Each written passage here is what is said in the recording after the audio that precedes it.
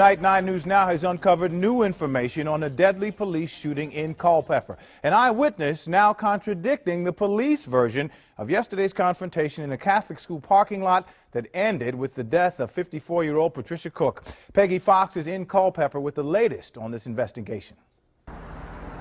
An eyewitness here in Culpeper is contradicting what state police are saying about the investigation and why the Culpeper police officer fired at a Sunday school teacher. He had his hand on the door handle, one hand here and one hand, I remember distinctly because his hands were real close together. Chris Buchel says he saw a Culpeper town police officer shoot 54-year-old Patricia Cook to death in this church parking lot yesterday morning.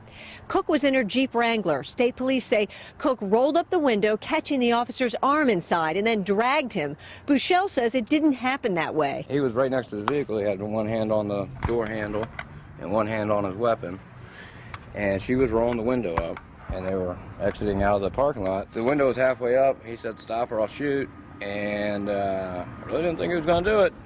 But she got the window all the way up, and that's when he shot. And then she took a left out of the parking lot here, and he stepped out in the street and fired 5 more times. Buchel says the officer was not dragged. He says he couldn't have had his arm caught because he fired through the glass.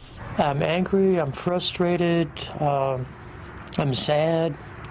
I'm fighting back tears right now. Cook's husband doesn't understand why an officer would shoot his unarmed wife multiple times. Personally, I think it may be an overreaction,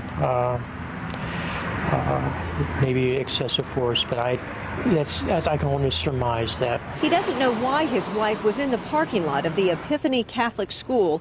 Their couple's pastor at Culpeper United Methodist Church thinks she may have been there searching for a job to work with children because she loved her volunteer role teaching Sunday school here. We have to celebrate the good things and the parts that we had of Patton, and not just what we've lost. Gary Cook is filled with questions along with his grief over his wife's killing. I wish I knew what was going on. I honestly do. I wish I knew what was happening.